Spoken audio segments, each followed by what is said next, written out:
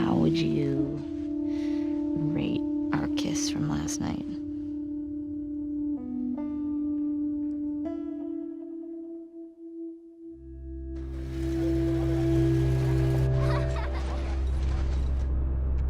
Look who decided to join us. All right. You all know the drill. Run your routes. Mark your logbooks. You run into anything you can't handle. Ellie!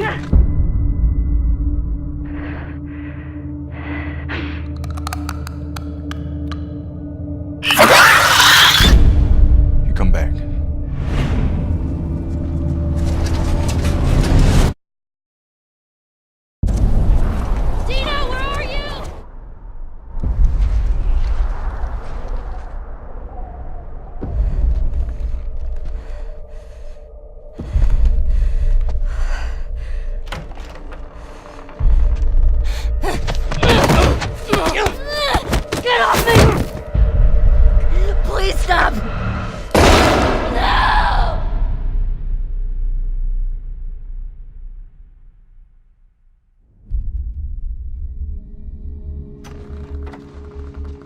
Tommy,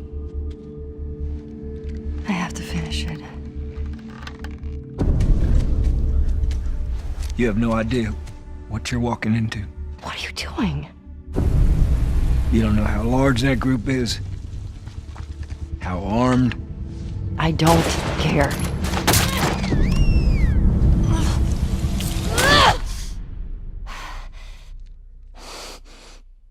You can't stop this.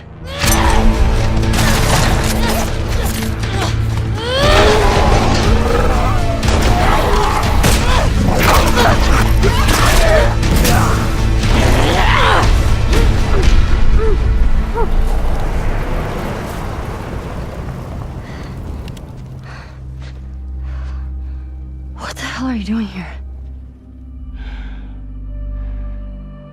You think I'd let you do this on your own?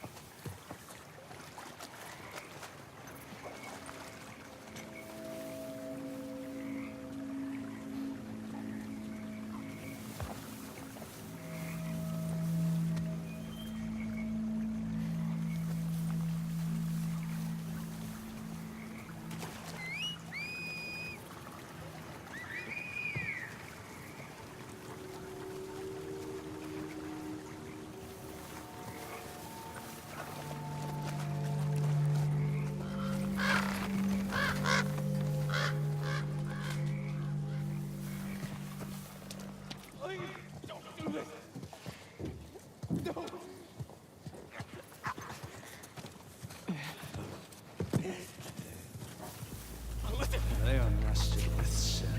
What is... Free. Oh, shit! No! No!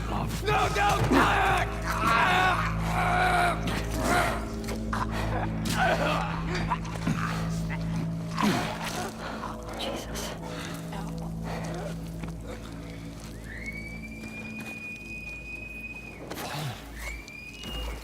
Spread out.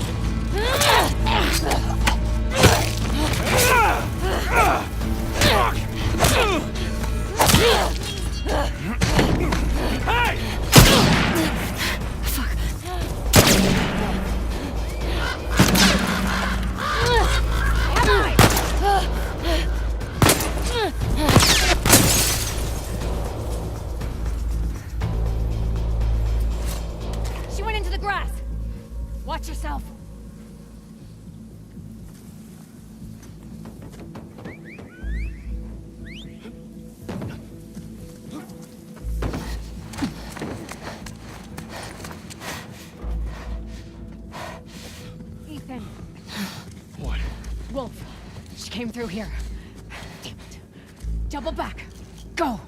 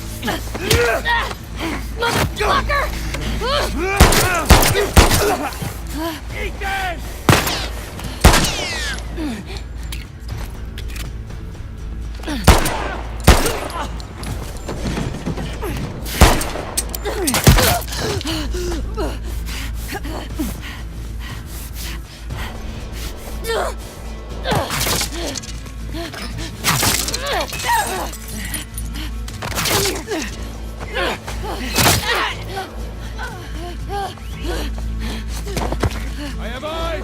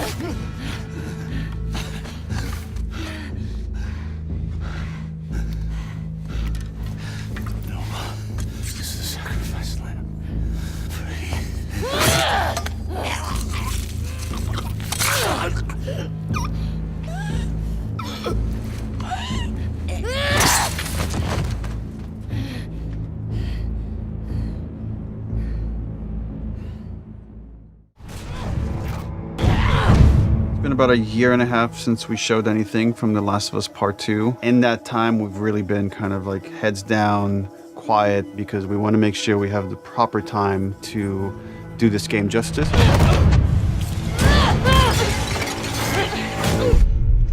It's definitely our most ambitious in scope game that we've ever made. We really wanted to wait until we had something awesome and new and exciting to talk about because we've been so mysterious.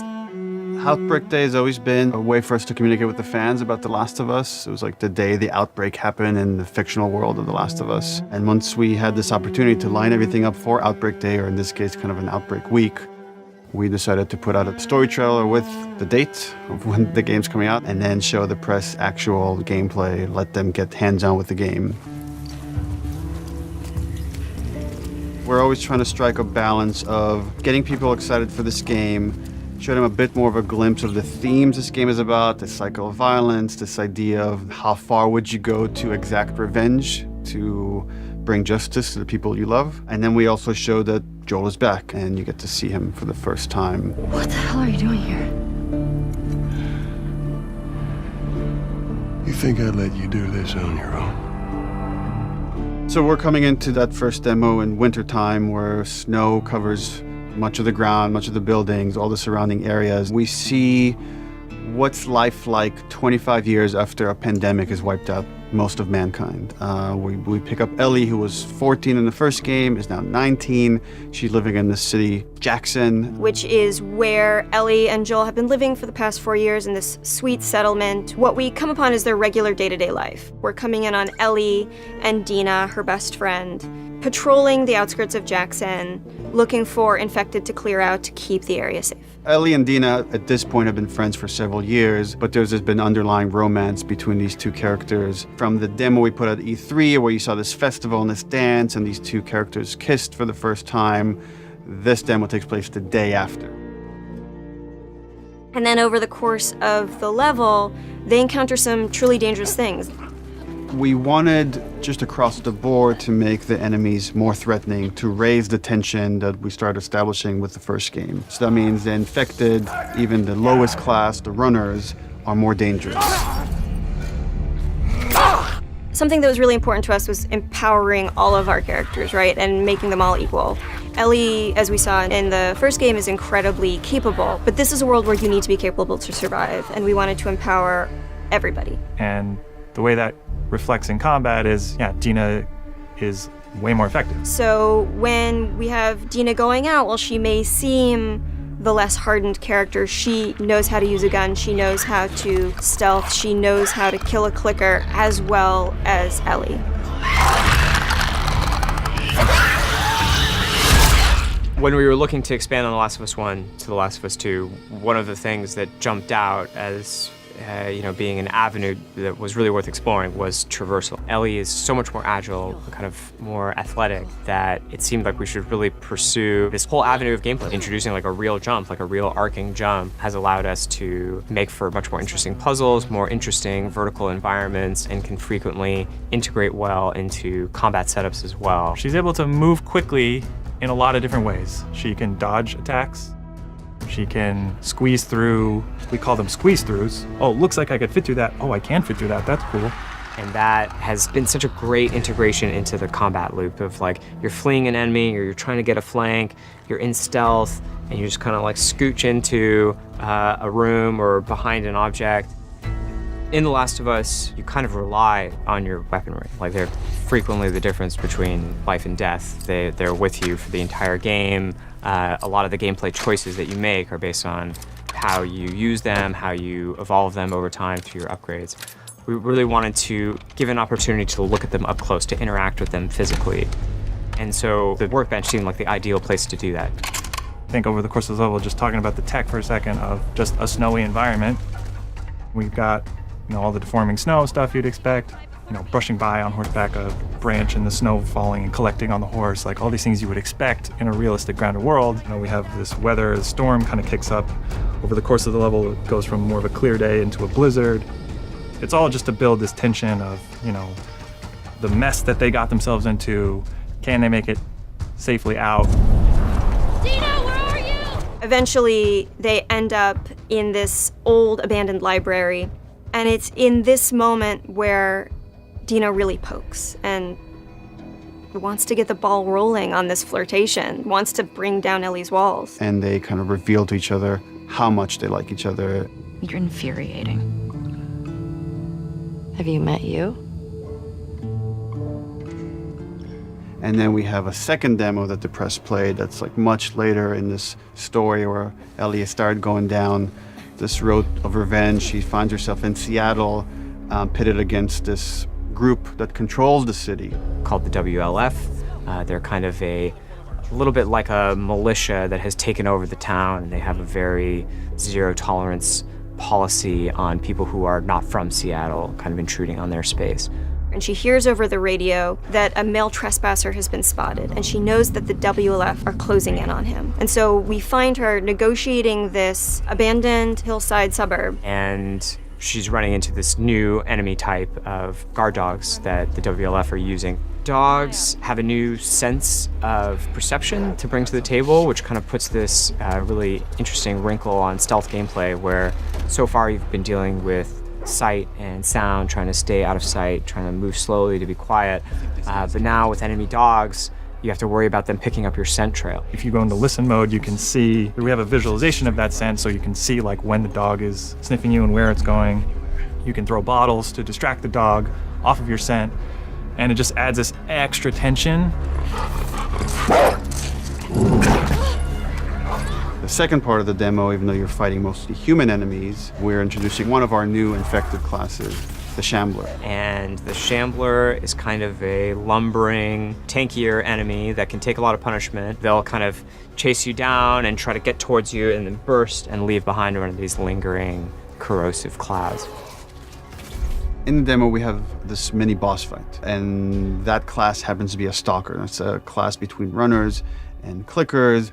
It's a class that can hide and run away, and we wanted to do a lot more with them in this game. And because we have this evade mechanic, you can kind of go toe-to-toe with someone, and we can have these boss fights that we weren't able to have before. So you guys can go back and forth and exchange combos and evade each other and slam each other onto like desks, and we can now render all these physics objects, and it's all done in service of just grounding you more in this world, making you more immersed in this fight and feel like Ellie's barely surviving by the edge of her abilities.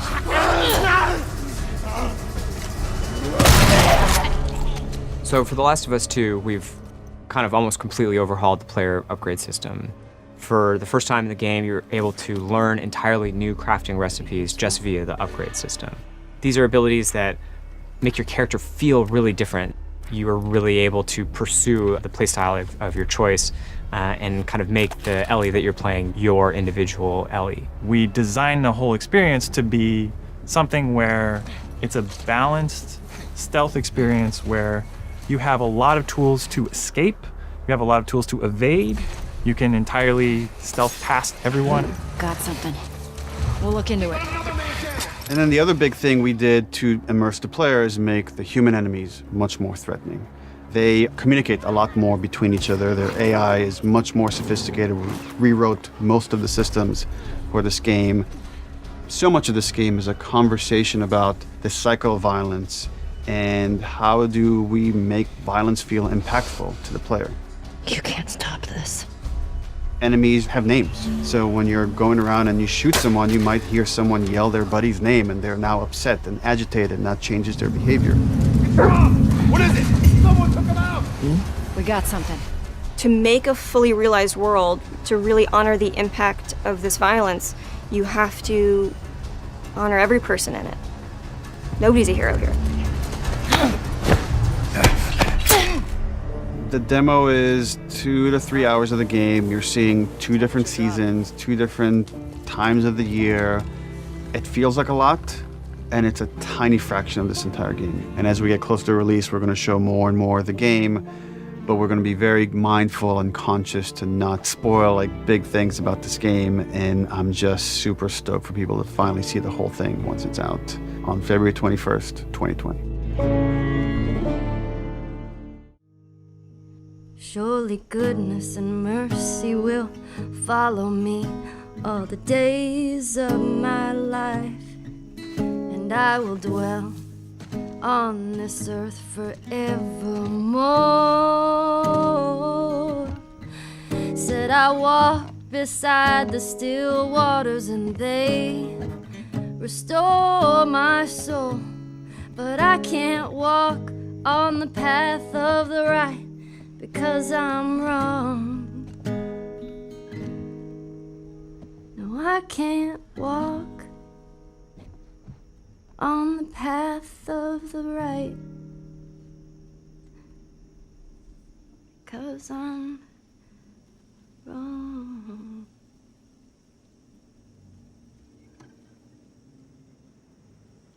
What are you doing, kiddo? You really gonna go through with this?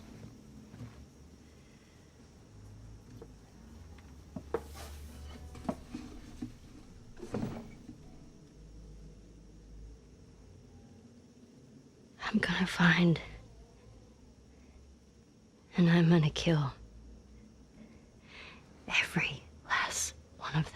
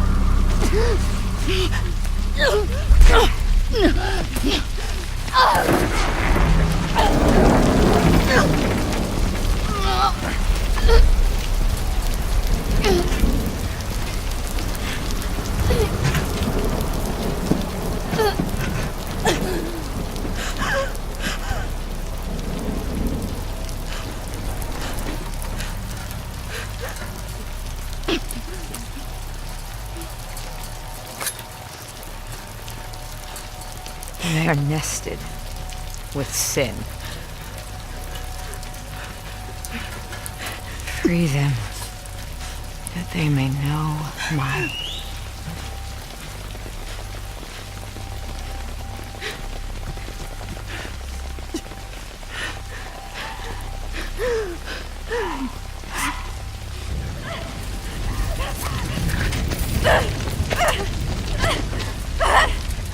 Yara!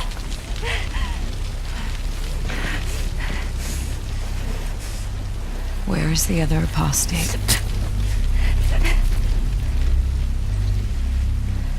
Clip her wings.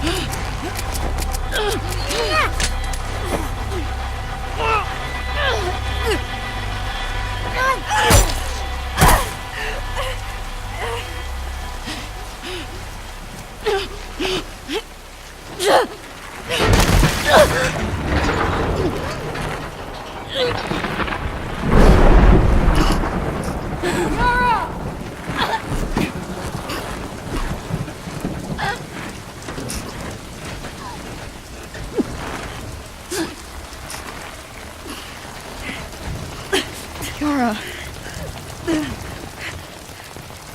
Demons are coming. Cut her down. She's one of them. Lev.